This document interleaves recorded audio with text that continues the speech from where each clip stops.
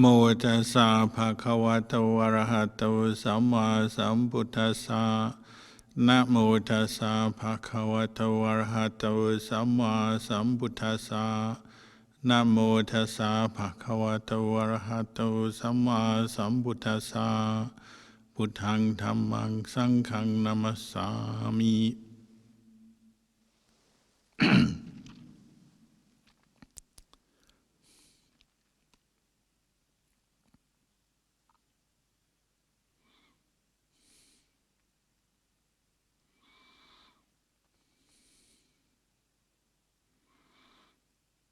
Everybody's probably familiar with the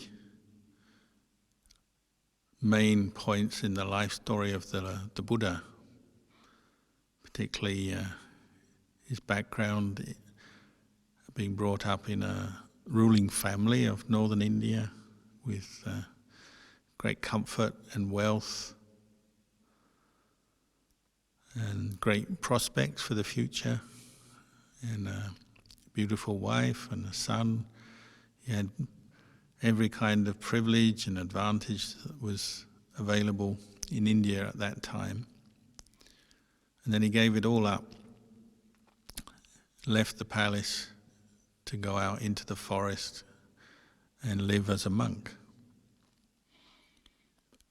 And this story, it's always valuable to come back to it, because the Buddha was our teacher, and it's still totally relevant today. The world as a whole, compared to the time of the Buddha, is much wealthier, more developed in so many ways. But the basic reason for the Buddha leaving the palace, leaving the comfort and the happiness and security of his life in the home to go out in the forest, that hasn't changed. What led him out of the palace was developing insight into aging, sickness and death, these normal human experiences that he realized he's still subject to, even with all his power and privilege and prospects and good fortune. It was still a problem he faced, just as everybody else does. And he had an urge and a deep insight that this is something that we have to sort out, face and sort out as human beings. How are we going to deal with aging, sickness and death, the impermanence of life? Because it's there in the background of everything we do, and everybody has to face it. So you could say the power of his determination from many lives accumulated practicing to become a Buddha led to his leaving the palace in search of that which is not subject to aging, sickness and death. He used the reasoning that, just as there is night, there's day, just as there's good, there's bad, and so on. We have all these pairs of opposites in the world. Or just as there is suffering, there must be the end of suffering, that which is beyond suffering. Just as we experience aging, sickness and death as human beings, there must be that which is beyond aging, sickness and death. He hadn't found it yet, but he was sure by reasoning in this way that there was a chance he could find it. And that led to his search and practice for the next 5 years until he became enlightened.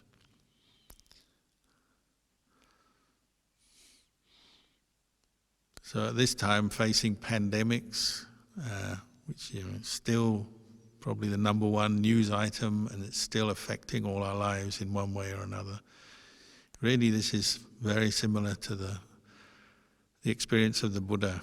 We're all being reminded every day that aging, sickness and death are just part of human existence.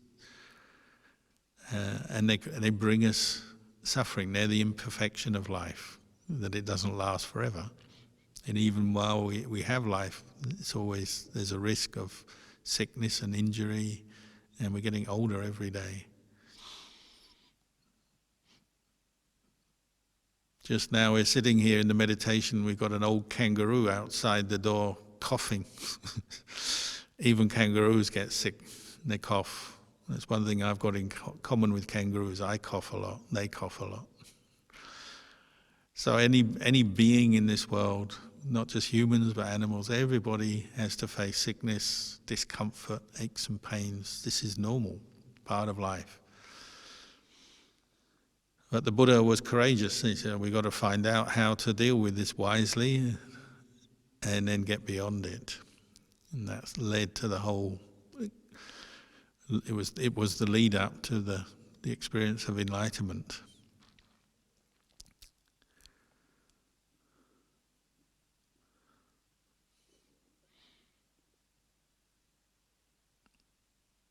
And the Buddha praised people who, we say, make merit.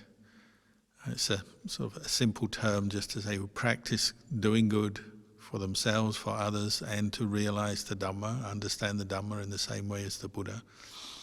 He praised people who make merit in their life because they become fearless. And what is it that we fear most in our lives? Well, aging, sickness and death. Nobody wants to get old, nobody likes getting sick, and nobody wants to die. And it brings up a lot of anxiety and fear, these three things in succession or sometimes all at the same time. But somebody who's made merit, practiced the Dhamma, gradually that fear, that anxiety fades from their experience. They still have to face aging, sickness and death, but the mind changes in the way it relates to those truths. Because with merit, you gain all the good qualities that come through making merit, through the practice of generosity, kindness, compassion, sila, morality, living in an ethical, moral way, developing meditation, developing mindfulness and insight. This is what leads to the mind gradually shedding its fear and anxiety based on the prospect of aging, sickness and death. And so it's quite a realistic possibility for you and me and everyone in this life to get to the end of your life without fear, to lose your fear through the practice. It won't take away the fact that you will get old and sick and die, but the way your mind is as it approaches those things can change through the practice. And one can become fearless. One can become content, happy, at ease, even when facing aging, sickness and death. And from the Buddha himself right down to this present age, many, many people, not just monks and nuns, but laymen, laywomen have proven this over and over again. They've found a level of happiness in their life that counters the natural tendency to fear. If you want a sort of the specifics of it, well, the Buddha taught that there's three things that are the main causes for our fear when we face the end of our life or face sickness. One is attachment to sensual desire and the pleasures of the senses. So you might say the good things of life. The second is attachment to this body, the identification with the body as a self, something that you own, that you are. And so naturally, aging, sickness and death threaten that. So you feel fear and anxiety based on your attachment to the body. The last is not seeing, not penetrating the impermanent nature of phenomena in this world. Not seeing impermanence, not accepting it, not seeing it. So the attachment to sensual desire, attachment to the body, and not seeing impermanence, these three things are what feed our fears and our anxiety.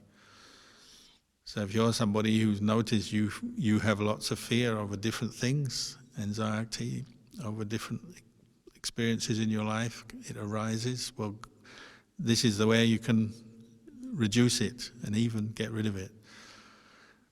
seeing and reducing your attachment to sense desire and the pleasures of the senses, seeing the body as not self, ultimately as a combination of natural elements that come together and then break apart and ultimately are not you, and then contemplating impermanence in all your experience, both the mind and the body.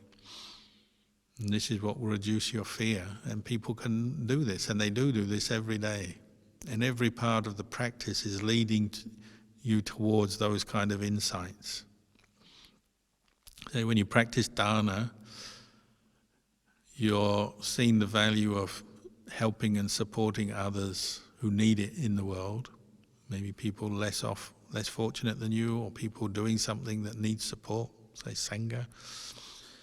You're naturally letting go of some of your attachment to sense desire when you do that, because you're giving away some of your material wealth maybe, or your time, your energy for others.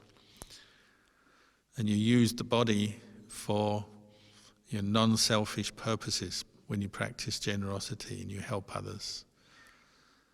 And you're also seeing impermanence. Say you've earned some money and you bought something and then you give it away as an act of charity. Well, you're seeing impermanence, the impermanence of that object. And there's many other ways you see impermanence as you practice dana. And then on every level of your practice, you're doing the same thing. As you practice sila, you necessarily are letting go of sense desire. You're managing your sense desire, you're putting limits on it because you know it can take over the mind and make you go crazy or become addicted or just lose the plot and do unwholesome things which you regret.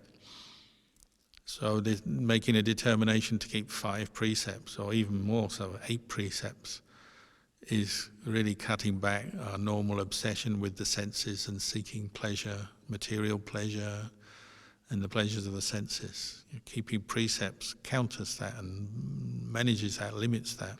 So your sense desire is put on the back foot. It's not always developing and growing as though it has a mind of its own, but you're actually consciously saying, I don't need so much, so you can practice more dana. I don't need to hurt other people in pursuit of my own sense desires, so you can keep precepts.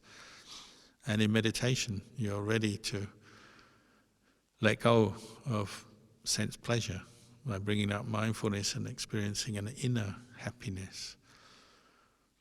That applies also to the body and to the contemplation of impermanence.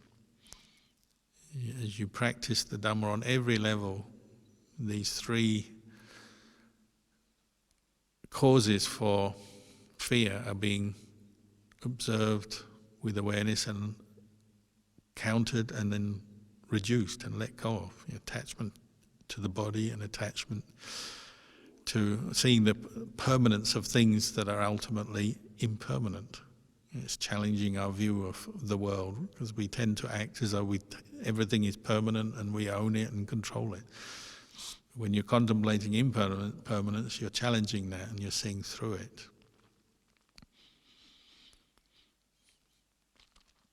In the time of the Buddha, there were many good examples, just as there are today as well, but one that always comes to mind as venerable, or the layman, Anathapindika, the wealthy layman, supporter of the Buddha.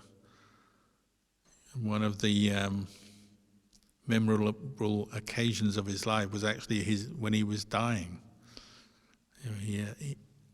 He gave a good example of how to deal with the practical reality of getting old, getting sick and dying. And when he was on his deathbed, after leading a life of doing many good things, he was beset by terrible pain. But he sought the Dhamma as a way to deal with it. In those days, they may have had morphine, I don't know, but they didn't, it wasn't as well organized as today. So he didn't have the morphine drip. He used the Dhamma to deal with intense pain. At the end of his life, I'm not quite sure what the cause of it was, other than old age, but particularly he had some disease. But he said, I've got such a splitting headache. It feels like my sun got his sword out and is stabbing me in my head. It's so intense, it's there all the time. My stomach is so painful, it feels like a couple of guys have grabbed me and are roasting me over hot coals. And he described his intense pain in different ways like this. So he called for a monk to come and teach him. He said, I need to hear the Dhamma one more time. He's one who had listened to the Dhamma all the way through his life, so he's used to it, and he found delight, found pleasure in the Dhamma, listening to Dhamma. So he's one who's used to not seeking sense pleasures as a distraction for his suffering and pain, but using the Dhamma, more valuable. So he called for a monk, and Venerable Sariputta came, assisted by Venerable Ananda. And they gave him a teaching on contemplating the impermanence of the five khandhas, and in particular to see sense consciousness as not self. So see the eyes, contemplate the eyes as not self, the forms that can be seen with the eyes, not self, and the eye consciousness that arises is not self. Going through the six senses, so the same for the ears, the nose, the tongue, the body, and the mind. The mind can know mind objects, so mind objects are not self, the mind that knows them are not self, and the consciousness that arises is not self. So it's a very refined, advanced teaching, you could say. And Anathapindika is already well prepared for that. He had meditated through his life, listened to the Dhamma, done great acts of dana. He attended on the Buddha every day because his house was near where the Buddha lived, the Jetavana monastery, which he had offered. He went 2 or 3 times a day to see the Buddha and check whether he needed any support, help, assistance, or just to be in the presence of the Buddha and listen to Dhamma. 2 or 3 times a day through his life, he said, as long as I can walk, I'll do this. But now he was housebound and bedbound because he was so ill, he couldn't do that. But this was all preparation for that, the end of his life, and he'd kept the 8 precepts sometimes and regularly kept the 5 precepts. So he's one who delighted in the Dhamma, so he called for Venerable Sariputta to teach him, but he wasn't quite developed enough in his samadhi for this teaching, and he knew it. It was really a teaching for somebody who's very advanced to attain jhana maybe, and usually it was a teaching given to monks as they were dying, to contemplate the impermanence of consciousness. Obviously a very refined, subtle practice. Venerable or Anathapindika was a Sotapanna already, a stream enterer. So it wasn't that his mind was coarse, it's just wasn't quite up to that teaching. So he still had tears of rapture formed in his eyes, they say. He's crying, listening to this amazing teaching from Venerable Sariputta, who he revered as an arahant. But even knowing he couldn't fully understand or penetrate that teaching, he still delighted in it.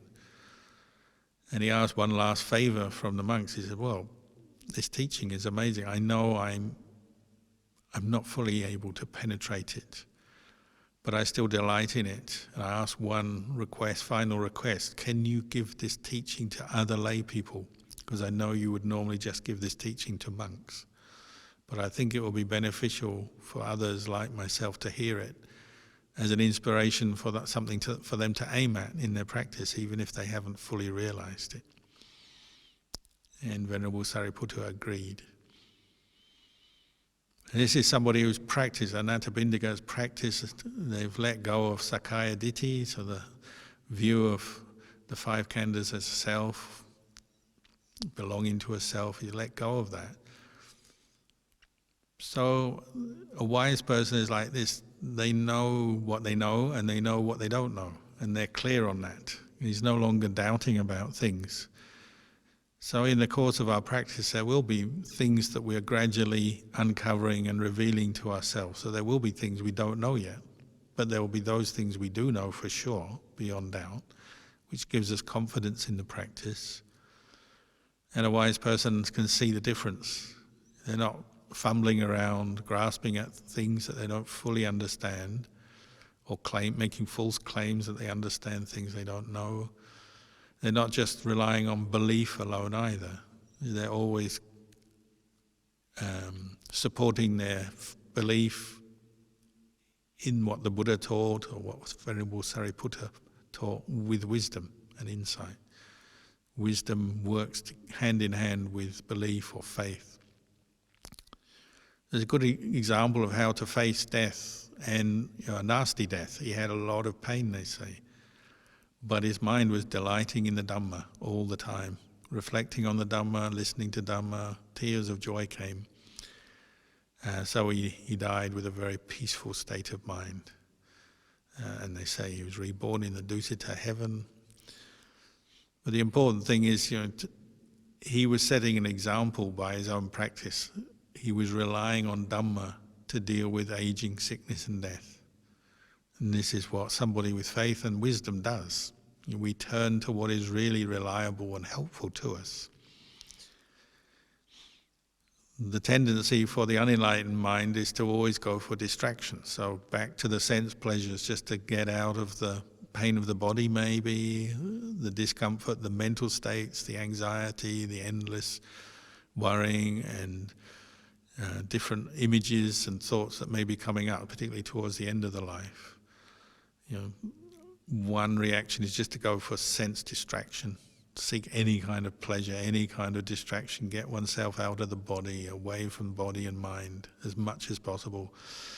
So people listen to music, watch TV, whatever they can to get away from the present moment in their body, which, it gives them a little bit of relief, but it doesn't really work, does it? Because the underlying problem of being attached to the body, to the pain, and not seeing impermanence, it's still there. But Anathapindika understood enough to not do that. He set aside sense pleasures and he delighted in Dhamma. He really took Dhamma as a refuge. He knew this is what's going to help me. And he also had a regular meditation practice. Another quality of well-developed people is that they realize the value of training their mind through their lives, not literally on their deathbed, but through their life. And Anathapindika meditated regularly for many, many years and benefited from it. As he admitted, his samadhi wasn't yet perfected, so there's teaching from Sariputta, he couldn't fully penetrate it, because you could say consciousness was just too subtle, too sharp. His mind wasn't yet ready to see the arising and passing away of every moment of consciousness.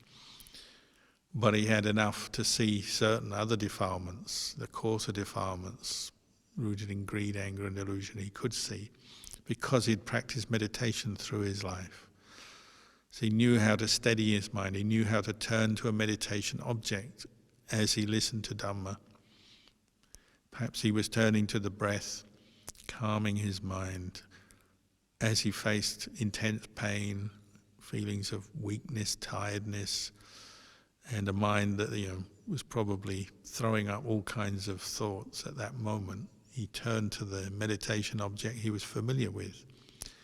And this is what the Buddha had taught him. He said, when you're facing illness, facing death, turn to your meditation object.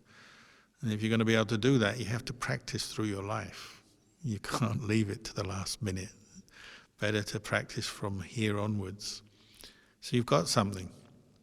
Now I know many monks who have been in situations where they faced extreme illness, but because they practice meditation regularly, they have something that they can turn to. And this takes away the fear from the mind.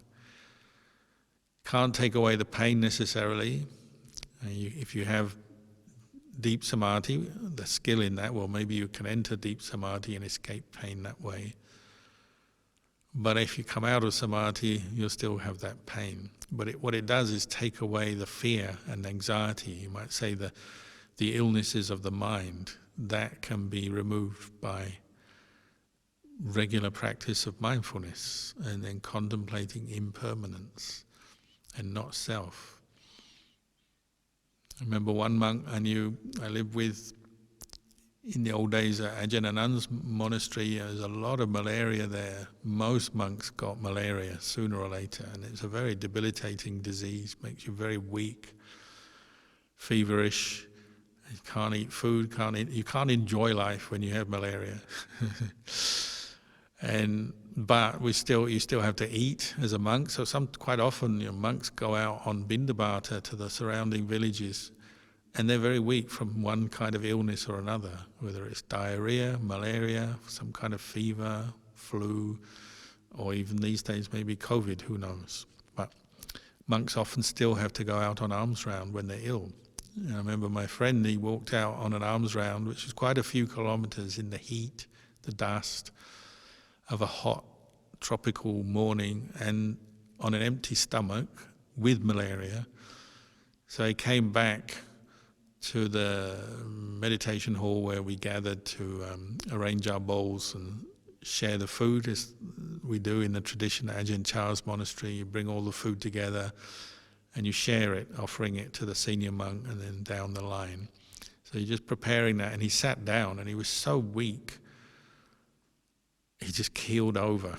There was a bit of a bang as his head hit the floor, because he was, that's what happens when you lose consciousness. Head hits the floor, it can be quite a bang. So he got a bit of a bruise, but nothing serious.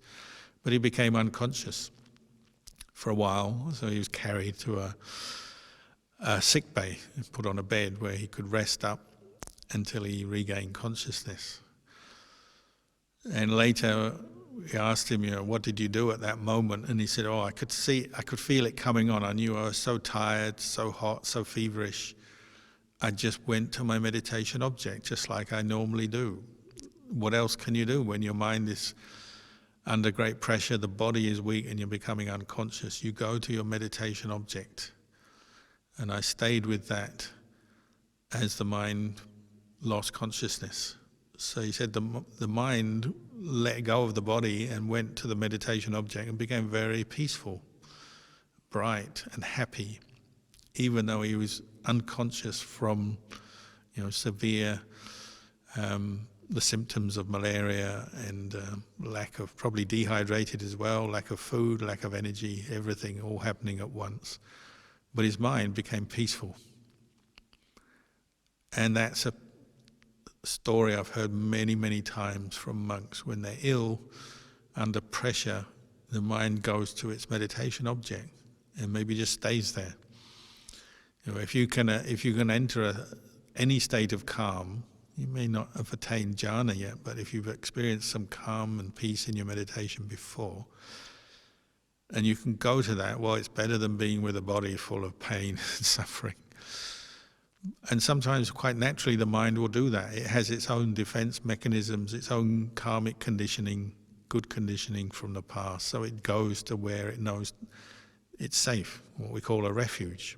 Of course, if you've never practiced meditation, you don't have that option.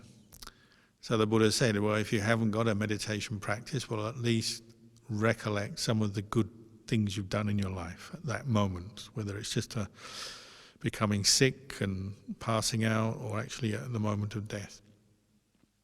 Contemplate, remember the good that you've done. But again, you've got to have done some good for that to be available to you as an option. If you're at that moment when your body is racked with pain, tiredness, your mind is all over the place, just remembering good movies or good books you've read, or pleasant experiences you've had, that holiday you once went on somewhere, or the good food you once had, it's not going to work, is it? Your mind is going to reject that. It's not enough. And that's the limitation of sense pleasure, sense desire. It doesn't lead to any kind of solid, lasting happiness. It's fragile. It's not a real refuge, which is why the Buddha said you have to learn to see through it and let it go, so that you can drop your fear. And part of fear is coming from the fear of losing your option of sense pleasure. You're losing all the things, good experiences you've had, the pleasures of the past, the pleasures you're hoping for in the future. Those opportunities, you're losing them with sickness and then death. So you don't like it, so you're afraid of losing them. And you're upset, angry, anxious. Even if you're not facing death, with aging and sickness, you lose, sometimes your sight gets worse, your hearing goes. With COVID, there's taste goes, as it does with colds and flu as well. With other illnesses, you lose your ability to move maybe, you can't move around, you're bedridden, so all kinds of pleasure and happiness associated with this body and the movements of the body, sport or travel or going places and doing things, that's all gone. So that's one of the stimulants for anxiety and fear, is the fear of loss of sense pleasure. But if you've already contemplated sense pleasure and seen it as an impermanent thing, well, then that's less of a problem. You already know it's not the most important thing for you. It's not the real happiness for you. If you've got a meditation object you can turn to, it's better than seeking sense pleasure. And the same with the body. Normally we just automatically identify with this body as a self. So any kind of threat to the body from illness, aging, or death brings fear and anxiety, doesn't it? We don't want anything to happen to my body. You can't touch me. If we could talk to illness, we would. And we say, don't come here, COVID. Well, I don't want you, or any other illness. Because of this identification with the body. It's just automatic, it's habitual, seeing the body as self. So the Buddha said, contemplate that and look into that. Is it true? Is it really self? And the more you can change that view to realize the body is something that's come together through a combination of the four elements, earth, air, fire and water. It's fed and watered by nutrition, liquids, air for the breathing, but ultimately it's not yours to control. It's part of nature. If you can see that, then some of that anxiety and fear dissipates, because that is such a powerful insight. In terms of merit, the hierarchy of merit is the highest merit is insight into the impermanent nature of this body. It doesn't last. You may have already heard before, Ajahn Chah's famous for his teachings to monks when they got sick. And you just lay it out for them to consider. If you got ill, go into hospital, or even if you're just on your back in a hut in the forest. Out of compassion, he would come to visit monks when they were sick. And that in itself is already enough to cheer a monk up. The great enlightened teacher visits you. Whatever they say, you're happy. Just getting a visit, the compassion, the metta is already going to boost your spirits. Which is good, but then it's just preparing you for the bad news, because he would love to say, well, there's only two outcomes possible here. You either recover or you die. But the metta and the compassion softens the blow. So really, if you have a teacher like Ajahn Chah or many other teachers, the teacher coming is the cushion for the blow, the death blow of that news. What he's doing is helping you to wrench your mind away from that view that, I've got to get better, I've got to beat this, fight this, I've got to be cured. That's our normal reaction to illness, isn't it? We don't say, oh, maybe it will kill me, maybe I'll die. Nobody opens up that option. They don't want to, because of fear, anxiety. But when the great teacher says, well, you may recover or you may die, that's laying the truth out for you, and that dispels fear and anxiety, and it helps you let go of some of that view. The one-dimensional view, I must recover. There's something to balance it then, isn't it? Oh, but maybe I won't. So your mind, it loosens view. How do you let go of views, particularly the view that this body is self, it's me? Well, it's like that, isn't it? You bring up the opposite of what you want. So you want to live, you want to recover, but maybe you won't. You bring up that view to counter the first view, well, it starts to loosen, doesn't it? And your mind is more willing to accept the truth and both options. Yeah, of course we want to recover. And anyone would. So you can do more good things in your life, make more good karma. But it's not sure. It's not guaranteed. And one day, for sure, you will die. So it could be this time, or maybe sometime in the future. But bringing up these two viewpoints helps you to let go. And you see in hospitals everywhere, Why are people rolling around crying, upset, angry? It's because they've only got the one view, the one option there. They're not taking on the other option, so they suffer, full of fear and anxiety. It's one of the greatest gifts the Buddha gave to the world is to contemplate the impermanence of body, the fact that we are subject to old age, sickness, to death, and to bring the mind to an acceptance of it. This is wisdom. This is insight. This is getting your mind out of a sticky place. So even if the body is ill, the mind doesn't have to be ill too.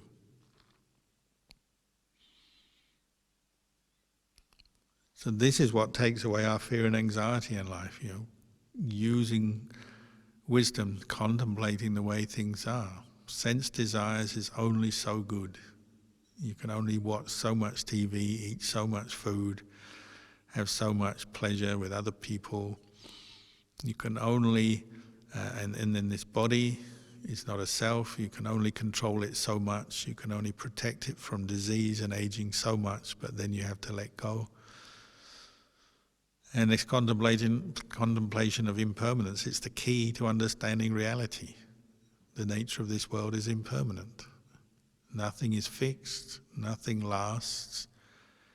It's a constant process of change, whether you're talking about you personally, your five khandhas, your body, constantly arising, passing away, or the world around you, other people. Half of our fear and anxiety is based around our attachment to other people, our loved ones, parents, children, friends, siblings. Just the same as us, when we can see the impermanence in this body, in our own five khandhas, then we realize their five khandhas are also impermanent. And sometimes it's the hardest lesson of life maybe, but sometimes we have to accept our loved ones will die before us, maybe.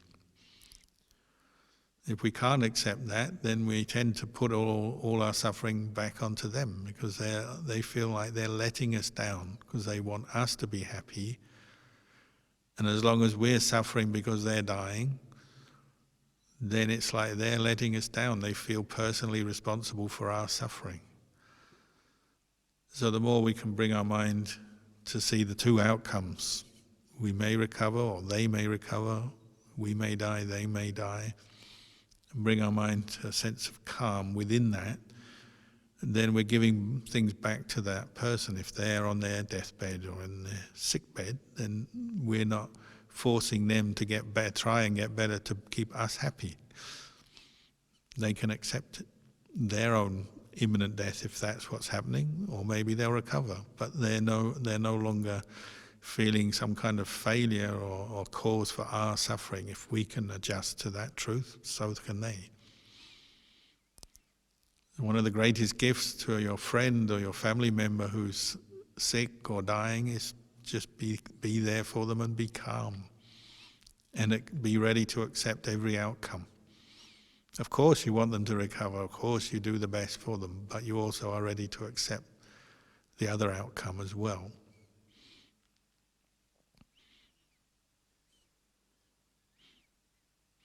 So the more we practice this, contemplating the impermanence and limitations of sense desire, sense objects, the impermanence of the body, the lack of self in this body, and contemplate impermanence in all aspects of life, physical or mental, the more we're doing ourselves a favor, because the more we're countering the causes for fear, anxiety.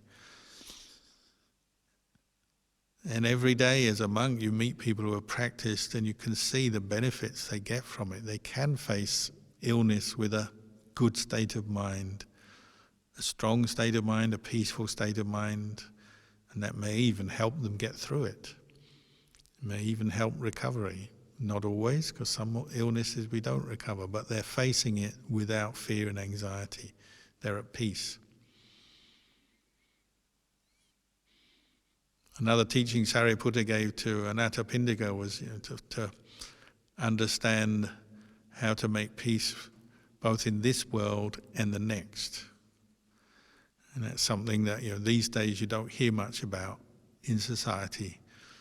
But if there is such a thing as afterlife, next life, we've also got to make peace with that.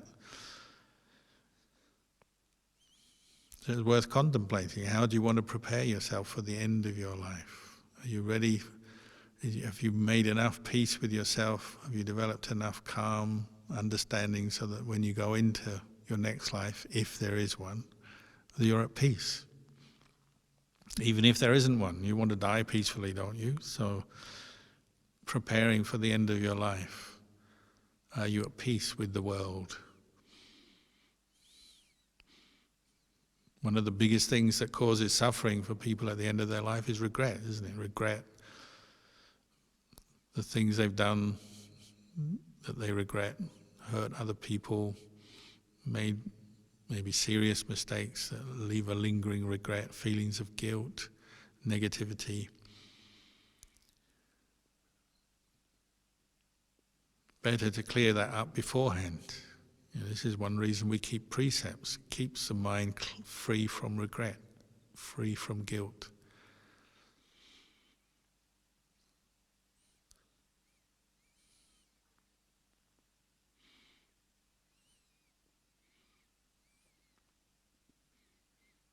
You see what a mind is like when it is free from regret, free from stress and suffering, even though physically Anathapindika had a lot of pain.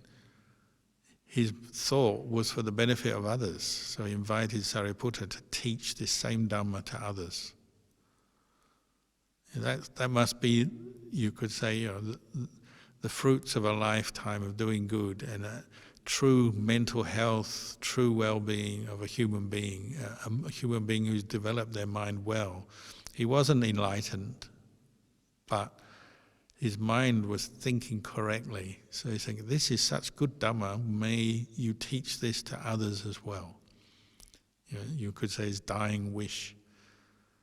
To think of others. This is a mind that is not caught into fear and anxiety. This is a mind that is thinking and functioning well, full of kindness, compassion, generosity, mindfulness, and not obsessed with his own suffering. And he was in terrible pain, but he wasn't obsessed or stuck on it. He was experiencing it, but he could still have a good thought at that point. So his thought was, what can be done for other people? We've always got that option.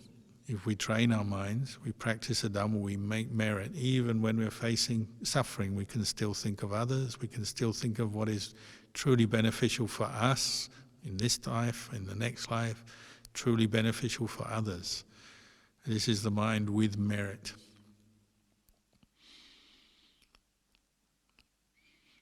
So maybe tonight I'll just leave you with these reflections.